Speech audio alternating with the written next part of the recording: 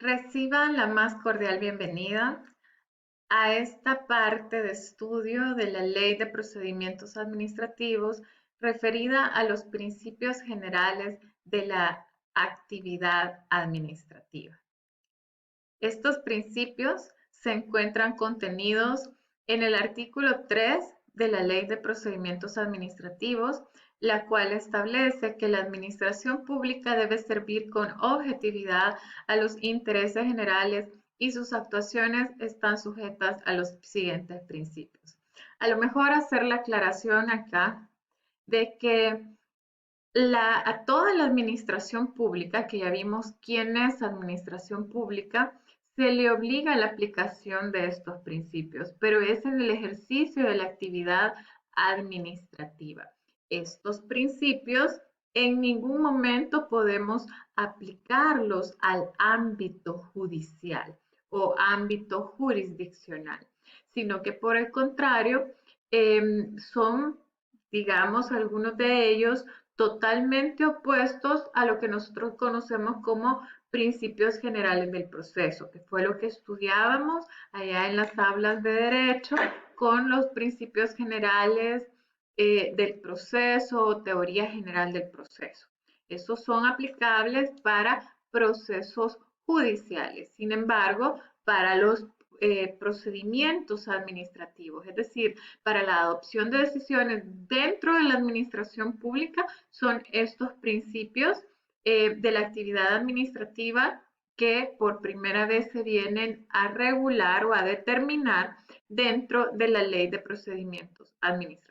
Entonces, todas las instituciones públicas que forman la administración pública se encuentran sujetas a estos principios. Bien, ¿cuáles son estos principios? Tenemos el principio de legalidad, proporcionalidad, el principio antiformalista, el principio de eficacia, celeridad e impulso de oficio, economía, coherencia, verdad material y buena fe. Debo aclarar que estos principios nuevamente no son oponibles o no los vamos a alegar al juez contencioso administrativo. O sea, no vamos a llegar a decir a la jurisdicción contenciosa administrativa, mire, vengo a alegarles el principio de antiformalista a un juez, ¿verdad? Porque el juez está atado a las solemnidades o las formalidades de la actividad jurisdiccional, o sea, propias de la naturaleza de la actividad jurisdiccional. Entonces, tal vez sí quiero que quede bien claro de que estos principios son para actividad administrativa, es decir, son principios aplicables al procedimiento administrativo que conlleva a la configuración del acto administrativo. Entonces, no son principios aplicables a los procesos judiciales y mucho menos a los procesos contenciosos administrativos que son del ámbito judicial o de la función jurisdiccional, sino que estos principios, como reitero, solamente son aplicables en el ámbito administrativo. Bien, vamos a iniciar con el primer principio, el principio de legalidad, donde se establece que la administración pública actuará con pleno sometimiento al ordenamiento jurídico, de modo que solo puede hacer aquello que esté previsto expresamente en la ley y en los términos en los que ésta lo determine. Este principio de legalidad, establecido en el artículo 86 de la Constitución, que a todos conocemos, nos señala que los funcionarios públicos son meros delegados del pueblo y que no tienen más atribuciones que las que la ley expresamente le confiere. Entonces, hay, digamos aquí, una correlación de legislador y funcionario. En principio, pudiéramos decir, los funcionarios públicos entonces se encuentran atados al decir o a la idea del legislador que plasme en la ley.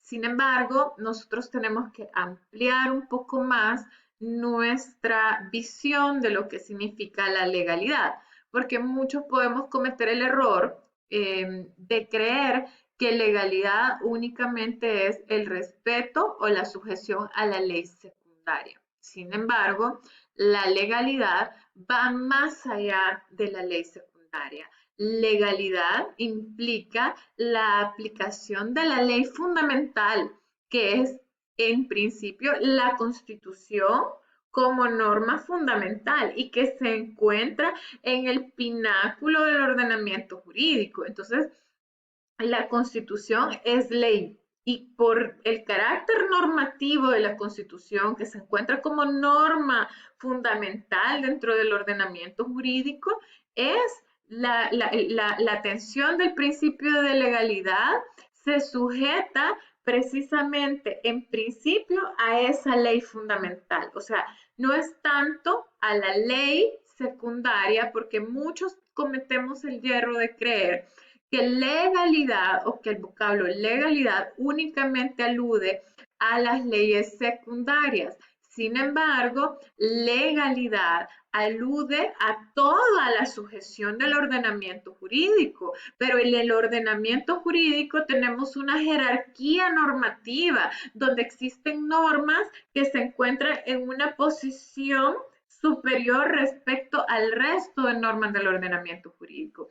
Y es así cómo encontramos las normas fundamentales de un Estado, que en nuestro caso es la Constitución de la República, que es nuestra ley fundamental que se encuentra en el pináculo del ordenamiento jurídico y que todas el resto de normas deben obedecerla. Y entonces la aplicación al principio de legalidad inicia con la sujeción irrestricta a las normas constitucionales. Siguiendo con el sistema de fuentes o el principio de jerarquía normativa, bajando de manera escalonada, después de la Constitución encontramos, si recordamos o pudiéramos graficar en estos momentos, la famosa pirámide kelseniana elaborada por el discípulo de Kelsen, Merck. Nosotros recordaríamos que debajo de la Constitución se encuentra la ley. La ley que desde los códigos decimonónicos de Napoleón se llamaba la voluntad soberana del pueblo, ¿verdad? Entonces se supone que los representantes del pueblo son los que emiten las leyes en nombre del pueblo entero. Entonces, la ley, que es aquí sí, ley en sentido estricto, la ley que emana de la Asamblea Legislativa, que ha seguido un proceso de formación de ley, que ha sido sancionada, promulgada y mandada a publicar por el señor presidente de la República, entonces ahí estamos hablando de ley en sentido formal o ley en sentido estricto. El principio de legalidad obviamente implica la sujeción a la ley también, es decir, no solo a la Constitución, sino también a la ley. Cuando hablamos de la sujeción a la ley, tenemos que advertir que esta ley que, que emana de la Asamblea Legislativa se encuentra supeditada a la Constitución, pero en un rango jerárquico superior a otras normas con inferior jerarquía. Ahora, dentro del pleno sometimiento al ordenamiento jurídico implica para el funcionario obedecer primero la Constitución y luego la ley. Sin embargo, justo a la par de la ley, en este sistema de jerarquía de fuentes se encuentran los tratados internacionales. Los tratados internacionales son ley de la República cuando son incorporados al ordenamiento jurídico interno o al derecho interno de nuestro país, se vuelven ley de la República. Entonces, esto se encuentra en un mismo, en un mismo escalón y en una jerarquía exactamente equiparada, ¿verdad? Entonces, ustedes saben que los procesos de ratificación, de suscripción y ratificación de los tratados internacionales implica primero que el presidente de la República suscribe o el órgano ejecutivo suscribe el tratado y posteriormente se incorpora por medio de decreto avalado por la Asamblea Legislativa. Entonces, es la Asamblea Legislativa la que le da ese carácter de ley a esa norma de tratado internacional o fuente del derecho internacional. Entonces, los tratados internacionales son ley de la República y se encuentran en el mismo estatus que la ley. Por tanto, cuando hablamos de sometimiento al principio de legalidad, también estamos hablando del sometimiento a los tratados internacionales, porque los tratados internacionales ratificados por El Salvador son ley de la República y por tanto se encuentran en una misma posición que la ley. Claro está que si existiese una pugna entre el tratado y la ley, prevalece el tratado y a eso lo establece nuestro artículo 144 de la Constitución. Pero en principio se encuentran equiparados en un mismo nivel jerárquico. Debajo de los tratados internacionales y de la ley tenemos otras fuentes normativas. Entre ellas, en este sentido, eh, todas estas fuentes normativas que son infralegales, es decir, que se encuentran un peldaño por debajo de la ley, encontramos todos aquellos órganos que tienen potestad normativa inferior a la ley, como por ejemplo la facultad del presidente para emitir reglamentos ejecutivos, decretos. Entonces esos son, digamos, esos reglamentos de ejecución y esos decretos se encuentran en un peldaño inferior como normas infralegales inferiores a la ley. Y debajo de ellos se encuentran las normas administrativas.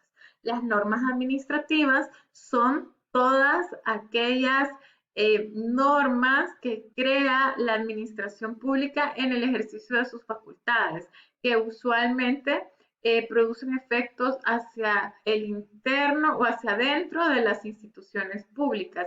Entre ellos tenemos los reglamentos internos que emite cada institución, cada una de las distintas instituciones del país tienen su propio reglamento interno y son normas de autorregulación que sirven para autoorganizarse, se organizan a sí mismas emitiendo sus propios reglamentos internos. Estos reglamentos internos tienen una jerarquía normativa inferior al reglamento de ejecución, ya que sus efectos se agotan únicamente para esa institución y no desarrollan una ley y tienen una aplicación con el mismo alcance de la ley como el de un reglamento ejecutivo.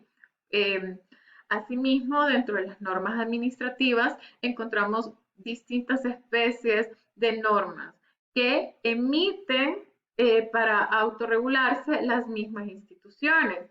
Entre ellas tenemos normas técnicas, pautas de conducta, manuales, eh, instructivos. Todos estos tipos de normas administrativas se encuentran obviamente en el pináculo inferior en la parte inferior del ordenamiento jurídico, ¿verdad? Estos son más o menos el esquema que yo quería contextualizarles de lo que implica la legalidad, porque legalidad es el pleno sometimiento al ordenamiento jurídico, o sea, como un todo integrado y armonioso, pero que en principio implica el sometimiento a la ley fundamental. Ahora bien, dice este principio de modo de que los funcionarios solo pueden hacer aquello que esté previsto expresamente en la ley, ¿verdad? Entonces, cuando hablamos de ley, vamos a tener que ver un sentido amplio de ley, ¿verdad? De todas las fuentes normativas, comenzando o iniciando por la ley fundamental. Bien, dentro del principio de legalidad también hay algunos matices importantes que deben conocer, como no todas las potestades deben estar siempre expresas, ya que se entienden comprendidas dentro de las potestades generales aquellas que se desprenden de estas. Ahí podemos encontrar que tiene aplicación el aforismo jurídico de el que puede lo más, puede lo menos. Si, por ejemplo, digamos, el legislador